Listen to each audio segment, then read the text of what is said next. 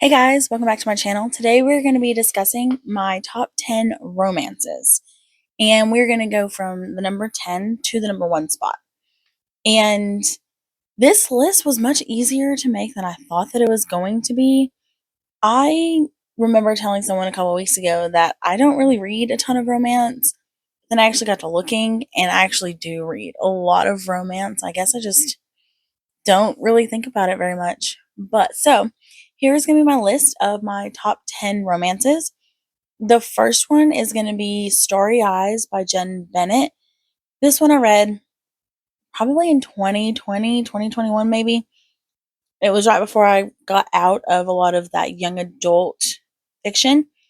And so we follow Zori and Lennon, and they used to be best friends until the homecoming dance, and then all of a sudden they're no longer friends. And we don't know why they're no longer friends. We just know that they can't stand each other. They have no desire to be near each other. They have no desire to talk to each other, be in the same room. And they are actually, their families don't like each other either.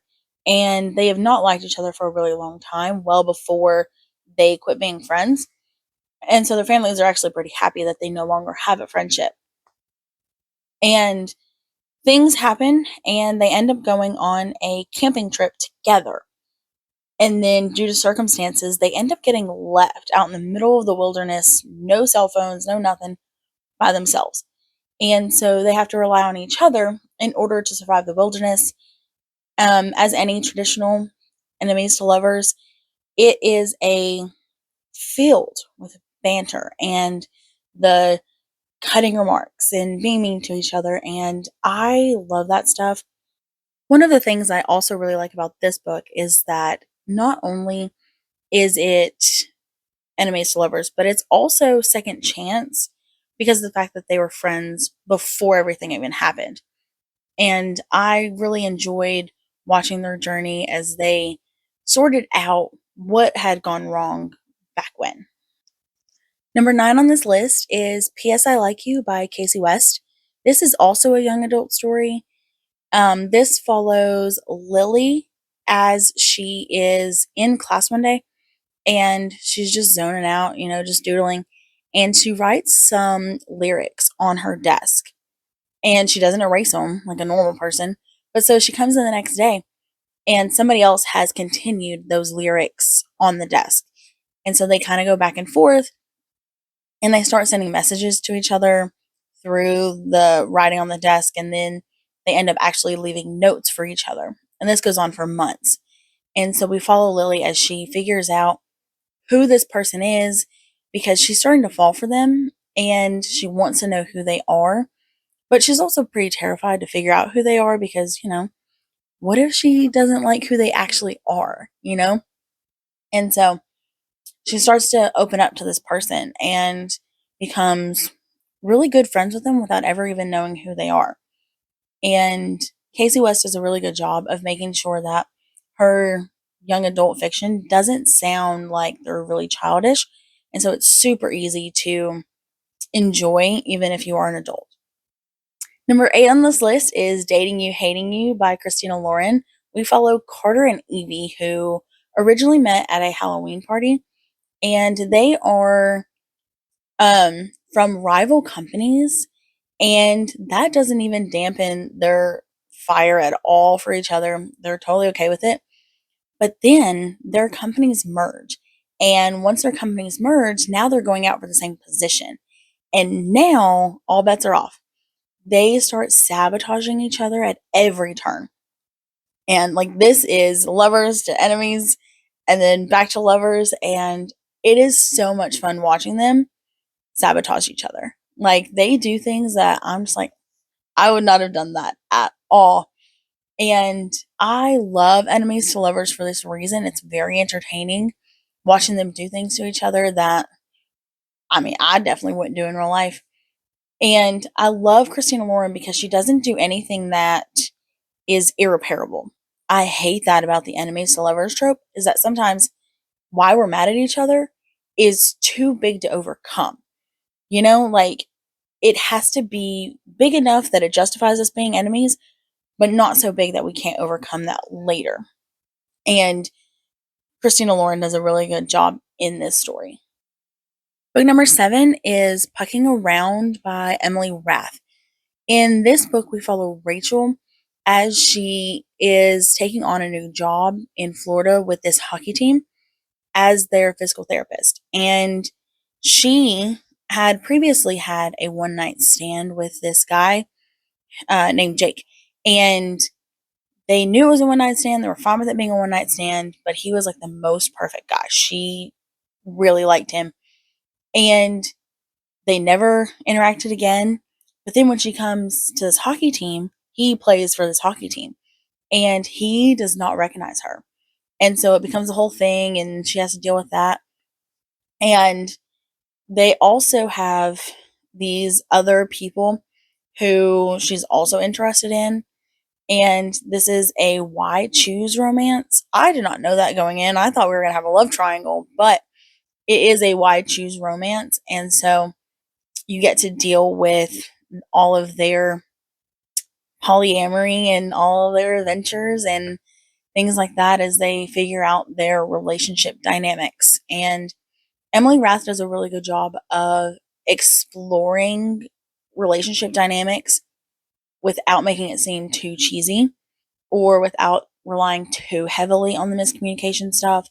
It's there, but it's not so bad that you can't enjoy the book at all.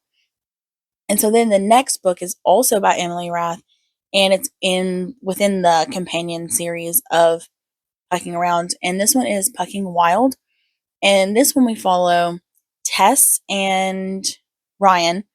And Ryan is on the hockey team, and Tess is Rachel's best friend.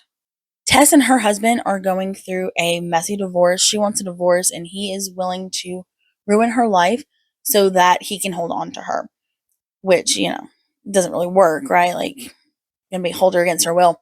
But that is his plan. He is going to ruin her professionally and in her personal life if she goes through with this divorce.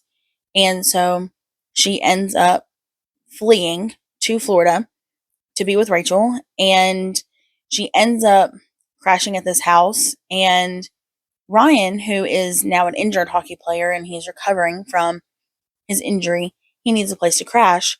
And so they end up becoming roommates. And Ryan is a lot more lighthearted and adventurous, and Tess is more straight and narrow and a little bit more tame.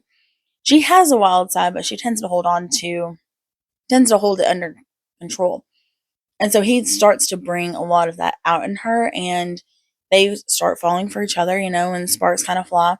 But she's still dealing with this divorce, and she is terrified that her ex is going to start in on Ryan. And so they have to overcome a lot of those barriers. The 5th book on this list is The Mistake by Elle Kennedy. This is part of the Off Campus series. This one we follow Grace and John Logan, and John Logan is a hockey player and he tends to be wilding out, and Grace is a little bit more reserved, except for when it comes to him. And they end up hooking up and having this situationship, and he screws up. He pushes her away, and now he's attempting to show her that he deserves a second chance, and she's going to make him work for it. Like, she is not going to come back easy because he is a wild child, and she's not going to be put in a position where he's just in it for the chase. And so he really has to earn her time back. And so we follow their story as they're figuring out their dynamic and what they mean to each other. And Grace is figuring out if she wants to be with him or not. And I love these hockey books. Like, these are the ones that are near and dear to my heart. I've read them all. And Elle Kennedy's writing is so good. Like, the banter is really good and their interactions are really good. And you get a dual perspective. So you get Grace's perspective and dealing with him on her end, but you also get to see John Logan's part of it where he's bantering with his friends and they're giving each other a hard time. And you get to see him trying to deal with this future that is mapped out for him. And he doesn't want to do that future, but he doesn't really have a choice because that's what is expected and that's what he has already agreed to do. And Elle Kennedy does a really good job of interweaving the hockey and the romance and their personal lives into her stories. Number 4 on this list is The Worst Best Man by Mia Sosa. In this book, we follow Carolina, and Carolina is an event planner, and she was left at the altar. And she is working on moving past that and dealing with all the emotions with her ex. And she ends up getting this job that's going to be a really big deal for her. But she has to work with her ex's brother. And the brother convinced him to leave her at the altar. So, enemies to lovers, you'll notice a huge trend here. It's a lot of enemies to lovers. But like that's massive. And that's what I'm talking about how like it has to be big enough to kind of make them enemies, but it can't be so big that it's irreparable. And this kind of pushes it because I don't know about you, but if you convince my fiance to leave me, then I'm probably not going to give you much of a chance. And she normally wouldn't have, but she needs this project that is given the opportunity to get, and he has to work with her on it. And it's non-negotiable, like it's got to be him. And so they end up having to spend a lot of time together, and she ends up understanding and kind of figuring out where he's coming from. And so now that they can be a little bit more friendly together. And I love enemies to lovers. It's the best thing ever. Number 3 on this list is Home Game by Odette Stone. This one is part of a companion series, but this is the only one that I've read so far. It's actually on my list to reread and read the whole series. In this one, we follow Zoe as she is attempting to get her life together. She lives very much day to day, and every day is a survival, like homelessness type of struggle. Like she is having a hard time. And Ryan is a professional hockey player, and they end up meeting in a random chance meeting, and he ends up asking her for help with some things, and she ends up in a bind with her living situation. And so Ryan ends up stepping up and helping her out with her living situation, and they become really good friends. And I love this one because of the fact that he takes the time to let her get back on her feet before ever even considering a romantic relationship. And so there's no power imbalance and there's no sense of, well, I helped you out, so you kind of owe me. And there is none of that. It is taken very slow, and they really develop this friendship, and he allows her the time to and the space to become more confident and to figure out her life. And I'm really looking forward to reading it again. This is one that I haven't read in probably 4 years, and I still think about it because Odette Stone does a really good job of her character work. Number 2 on this list is The Wedding Crasher by Mia Sosa. In this one, we start off following Solange, and she is there to help her cousin with this wedding. And while she's, just hanging out, she hears the bride confess her feelings to another dude. And so during the wedding, she tells on this bride. And so ends up ruining the whole wedding, and they end up not going through with it. Well, Dean was the groom, and Dean knew that it was a sham. It was definitely a marriage of convenience, and he was okay with that because it was helping both of them get to where they needed to be.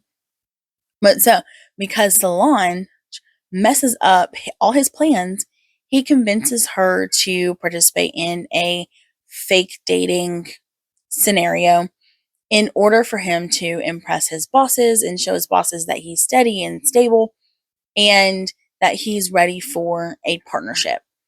And so I love fake romances. Enemies to lovers and fake dating are my favorite tropes. I love the fact that they have to learn each other and get to know each other on a deeper level just to pull it off. And all of the shenanigans that happen when you're attempting to have this massive lie going on, it's just so entertaining. Not something I would ever encourage anybody in real life just because it's just a massive lie. But it's so entertaining for novels and movies, and I am here for it.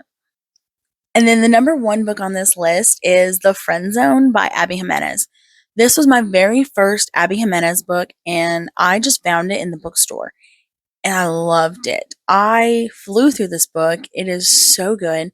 I love these characters. So we follow Kristen, and Kristen meets Josh while planning her best friend's wedding because he's part of the bridal party. And they hit it off really well, but she's dating somebody else. And that guy, the boyfriend, Tyler, I think is his name, he is gone. Like, he's not around a ton. Might be military. I'm not 100% sure. It's been a long time since I've read it.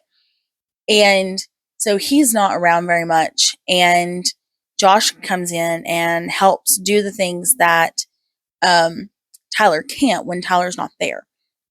And Josh and Kristen become really good friends, and he really gets her, and they start to fall for each other. And Kristen is very set on him being in the friend zone, mostly because she has a boyfriend, but also because of the fact that she has to have surgery for health reasons, and it's going to make it impossible for her to have children, even though she desperately wants children. And Josh wants a massive family.